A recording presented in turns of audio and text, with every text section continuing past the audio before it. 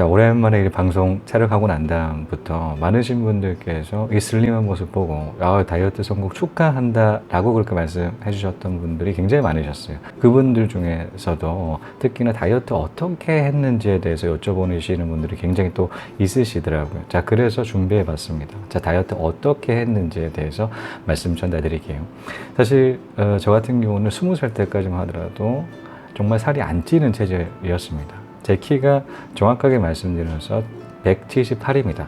사실 실제적으로 사람들한테 말씀드릴 때는 180이다 라고 말씀드리고 있어요. 2cm 정도는 반올림해서 반올림한 값을 말씀드립니다. 그리고 뿐만이 아니라 이 깔창 같은 경우는 제 몸과 같아요. 자, 깔창까지 포함되어 있는 2cm 포함해서 180이다 말씀드렸지만 실질적으로 자, 신체 검사를 하게 된다라고 했을 때 178이 정확하게 나옵니다. 자, 그럼에도 자, 20살 때까지 살이 안 찌는 체질이다 보니까 55kg 나갔어요. 자, 55kg밖에 나가질 않았습니다. 굉장히 살찌려고 여러 가지 노력들을 많이 해봤지만 쉽지 않았어요. 거의 살찌지 않는 그런 55kg를 유지를 하는 그런 몸무게를 유지를 하고 있었는데, 자, 그러다가 정확하게 20살 때 자취를 하다 보니 살이 급속도로 빠지기 시작을 했습니다. 자, 얼마만큼 빠지게 됐냐? 48kg까지 빠지게 됐었어요. 정말 끔찍하죠. 178인데 48kg. 저 역시도 마찬가지로 그 당시 사진 본다라고 하게 되면 정말 놀랍기도 하고 정말 안쓰러운 그런 모습. 근데 그 당시에는 제가 바르다라는 생각을 못 했었습니다. 왜냐하면 55kg였었기 때문에 그렇게 크게 차이는 못 느꼈던 것 같아요. 근데 사진 보니까 지금에서 깜짝 놀랄 만한 그런 외형, 뼈다귀밖에 안 남았다라는 표현이 맞을 정도, 뼈무게밖에 안 나갔던 때가 있었습니다. 그런데 자, 취업을 하고 이 해외 주재원 근무하면서 특히나 많이 쪘어요. 자, 얼마만큼 쪘냐? 자, 78kg까지 쪘습니다. 78kg. 제 인생 최고 맥스를 찍었던 그 몸무게는 78kg예요. 자, 지금 같은 경우는 몇 킬로냐? 64kg입니다. 14kg 정도. 자, 1년 만에 14kg 정도 뺐어요. 여러분들 다이어트를 하시는 분들이 굉장히 또 많으시지 않겠습니까? 다이어트 하면 어떤 느낌 드시나요? 사실 이때까지 제 인생에서 다이어트라는 것이 없었습니다, 사실. 앞서도 말씀드렸듯이 20살 때까지 살이 안 찌는 체질이다 보니까 계속적으로 살만 찌려고 노력을 했고 계속적으로 찌려고 노력하다 보니까 78kg까지 쪘다가 화들짝 놀라서 와, 이렇게 살면 안 되겠다라는 생각이 들고 미친 듯이 다이어트를 했는데, 다이어트 하면 여러분들 잘 공감하실 거예요. 다이어트 하시는 분들 같은 경우 굉장히 고통스럽습니다. 계속적으로 이 공복 상태를 유지를 해야 돼요. 자, 공복 상태 굉장히 고통스럽죠. 배고픔을 느껴야 됩니다. 자, 배고픈 상태로 계속 이어집니다. 자, 그뿐만이 아니죠. 자, 배고픈 상태에서 힘이 어떤가요? 힘이 하나도 없어요. 힘이 하나도 없는 상태에서 말도 제대로 안 나오는 그런 상태에서도 계속적으로 유지를 해야 된다라는 그런 어려움들을 겪고 있는 게 사실입니다. 자, 그런 상태에서 춥기까지 한다라고 하면 춥고 배고프다. 굉장히 좀 고통의 나날들을 거쳐야 되는 게 다이어트인 것 같습니다. 자, 그런데 저는 다이어트를 하다 보니까 정말 부자와 다이어트와의 공통점을 발견했어요. 자, 첫 번째는 자, 다이어트를 하기 위해서, 부자가 되기 위해서 공통점 첫 번째는 뭐냐면 자, 자기 절제와 지속성입니다. 자, 자기 절제를 하면서도 계속적으로 해야 된다라는 그 부분 를 만족시켜야지 부자가 되고 다이어트에 성공할 수 있다라는 사실 알게 되었어요. 그러니까 자기 절제라는 것은 하고 싶다고 하더라도 하지 않는 거지 않겠습니까? 스스로 컨트롤하는 거예요. 자기 절제. 자기 스스로 절제를 한다라는 그 부분이 자기 절제이기 때문에 사실 마찬가지로 부자가 된다고 하더라도, 부자가 됐다고 하더라도 이제 부자 됐으니까 막 써야지라고 생각을 해서 막 쓴다라고 하게 되면 부가 유지가 안 되겠죠. 금방 눈 녹듯 사라집니다. 자, 오늘 뉴스를 통해서 봤습니다. 뉴스를 통해서 자, 13년 전에 로또 1등 당첨됐던 그분 같은 경우는 14억을 수령을 했다고 하더라고요. 13년 전에 14억이라면 굉장히 큰 돈이죠. 자, 큰 돈임에도 불구하고 8개월 만에 탕진했다라는 그 얘기를 들을 수가 있었습니다. 자기 절제를 같이 가져가지 않았기 때문에 재산을 지킬 수가 없었다. 자기 절제는 뭐 일회성이 아닌 지속성을 바탕으로 해야 된다라는 그 부분이 부자가 되는 방법이기도 하고 부를 지키는 방법이기도 하죠. 마찬가지로 다이어트도 똑같습니다. 다이어트도 한번 다이어트 성공했다고 해서 나 이제 살 많이 뺐으니 자, 오늘부터 폭식할 거야 라고 하게 되면 금방 다시 예전 몸무게 되찾지 않겠습니까? 자, 금방 되찾아요.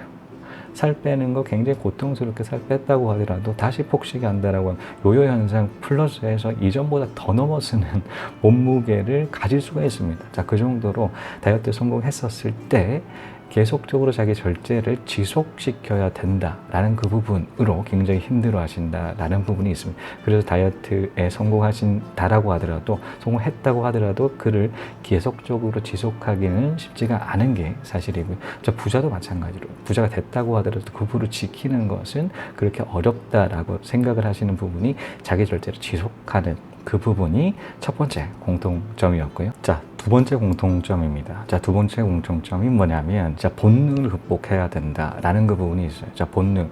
우리가 먹는 거는 식욕에 해당되는 본능입니다. 사실 먹고 살자고 하는 짓인데 라는 그런 얘기 하시지 않겠습니까? 다 살기 위해서는 먹어야 돼요. 자, 먹는 거를 절제한다라는 것을 본능을 극복해야 된다라는 부분과 마찬가지입니다. 사실 본능을 극복한다는 건 쉬운 일이 아니잖아요.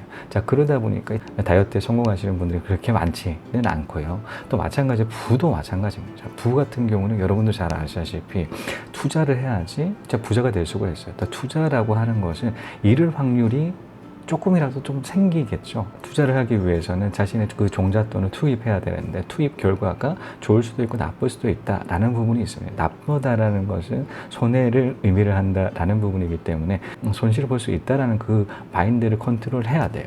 자, 손실, 회피, 본능이라는 그 본능이 있습니다. 우리는 심리적으로, 본능적으로 손해를 보는 부분을 회피하려고 하는 본능을 가지고 있습니다.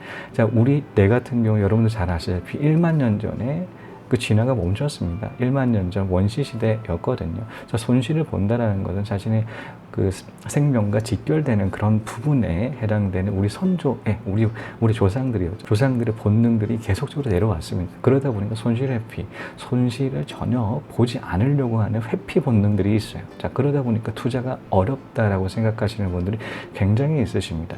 자, 이처럼 투자하기 위해서 손실 회피 본능을 극복해야 돼요. 주변에 본다고 하더라도 투자하지 못하시는 분들은 거의 내면적으로 보게 되면 손실을 볼 수 있다는 그 확률적인 부분 때문에 투자하지 못하신다라는 사실들을 확인할 수 있으실 겁니다. 저 역시도 마찬가지로 주변에 정말 투자를 하나도 하지 않으시는 분이 있으시더라고요. 그분께 물어보니까 왜 투자를 하지 않으시는지에 대해서 여쭤보니, 내가 모르는 분야고 손해를 볼 수가 있기 때문에 나는 적금에 만족하고 살고 있다라고 말씀하시더라고요. 자, 손실회피 본능을 극복하지 못한다라고 하기엔 적금의 수익률에 만족하셔야 됩니다. 적금 수익률 여러분 만족스러우신가요? 자, 3% 이하에 해당되는 적금 수익률 굉장히 미비합니다. 사실 이를 만족하신다라고 하기엔 제 영상 보실 필요는 없죠. 자, 앞으로도 마찬가지로 적금에 집중하신다라고 하게 되면 만족스러울 만한 그 성적을 낼 거기 때문에 적금하시면 돼요. 저 같은 경우는 투자에 이런 집중된 그런 강의를 하고 있습니다. 투자를 한다라는 것 반드시 실패할 확률 역시도 마찬가지로 있습니다. 자, 있음에도 불구하고 우리가 그 실패할 수 있는 확률, 손해를 입을 수 있는 확률을 낮추기 위해서 공부를 하고 이 강의를 드리는 부분이 그 이유지 않겠습니까? 그런 이유, 손실회피 본능을 극복해야 된다.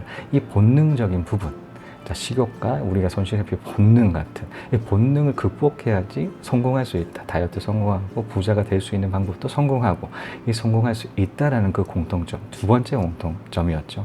실질적인 내용. 자, 실질적인 제가 다이어트를 어떻게 했는지에 대해서 말씀드리도록 할게요. 당류에 해당되는 탄수화물이 지방으로 저장이 된다라는 사실들을 알고 난 다음에 탄수화물을 작게 먹고 육류를 많이 먹는다고 하더라도 저장할 수 있는 탄수화물이 들어가지 않는다라면 지방화되지 않는다는 사실들을 알게 되었습니다. 자, 그러다 보니까 다이어트를 하기 위해서 탄수화물을 줄이고 육류를 좀 늘린다고 하더라도 살로 이어지지 않는다. 왜냐하면 탄수화물이 작게 먹기 때문에 당류에 해당되는 부분이 지방화를 호르몬을 만나서 지방화가 돼서 이 살로 이어진다라는 그 부분을 알고 있기 때문에 탄수화물을 줄여가고 있었어요. 그러니까 밥을 예전에 100%를 먹었다라고 하게 되면 지금 같은 경우는 한 50%, 반 정도를 줄였어요. 그 대신 먹는 양 같은 경우는 거의 비슷하게 육류를 더 먹는다거나 채소를 더 많이 먹는다거나 먹는 양은 동일함에도 불구하고 살은 빠지는 효과를 낼 수 있는 방법이 탄수화물 다이어트다. 그 탄수화물을 밥을 작게 먹는다라는 부분이 첫 번째고요. 자, 두 번째 같은 유산소 운동을 합니다. 자, 유산소 운동 여러분도 잘 아시다시피 산소와 지방이 만나서 태웁니다. 자, 태우는 작용이 자, 다이어트에 효과가 있다라는 그 부분으로 저는 여러분들 잘 아시죠? 운동 매일 하고 있지 않겠습니까? 매일 하는데 예전과 다르게 계속적으로 막 뛰는 게 아니라 천천히 걷는다. 천천히 걷는 그 작용이 살을 더 뺄 수 있다라는 그 연구 결과를 어떻게 알게 되었어요. 그러다 보니까 빠르게 뛰기보다도 빠르게 걷는 데 집중을 한다. 자, 그런 유산소 운동으로 살을 빼기 위해서 노력하고 있는 게 두 번째 방법이고요. 자, 세 번째 같은 경우는 여러분들도 다이어트 하시게 되면 계속 공복이 느껴져, 배고픔이 느껴지지 않겠습니까? 자, 그 느낌들을 감쇄시킬 수 있는 저만의 방법이 있어요. 자, 그것은 뭐냐면, 자, 갈아 마시는 원두, 커피를 마시니까, 자, 아메리카노로 저는 마시거든요. 저 마시니까 어떤 느낌 드냐면, 배고프다는 느낌들이 감쇄돼요. 자, 아메리카노 커피 마시는데 배고픈 느낌이 감쇄하더라고요. 자, 그런 방법으로 세 번째 방법 적용하고 있고, 네 번째 같은 경우 물을 2리터, 하루에 2리터 정도 이상은 계속 마시고 있습니다. 배고플 때마다 물 마셔요. 자, 물로 배 채웁니다. 자, 물로 배 채우는 그 작용이 특히나 점심 식사 직전 같은 경우 물을 더 많이 마셔요. 왜냐하면 밥 먹기 직전이기 때문에 자, 배를 물로 채우고 난 다음에 밥을 먹자. 자, 그러면 더 포만감을 더 빨리 느끼지 않을까라는 그 생각으로 이게 뭐 효과는 입증되었다라기보다도 그냥 저만의 방법이에요. 저만의 방법을 쓰다 보니까 이런 식으로도 할 수가 있다라는 그 부분 때문에 네 번째 방법, 물을 많이 먹는다라는 부분이 있습니다. 자, 그렇게 저 1년 가까이 이런 식으로 계속적인 다이어트 해서 자, 14kg 빼게 됐어요. 78kg에서 64kg까지 뺄 수 있었습니다. 실패란 거 없어요. 그는 자기가 포기하는 거죠. 실패는 아니에요. 항상 길이 있어요. 그 길을 어떤 데는 찾기 힘들었지만 어떤 데는 힘들지만 어떤 데는 그걸 길을 갖다가 새로 만들어가지만 길이 있습니다. 예. 자, 이것으로 다이어트 성공한 사람이 부자 될 확률 높다고는 여기까지였습니다. 시청해 주신 여러분 감사합니다. 다음 시간에 또 뵙겠습니다.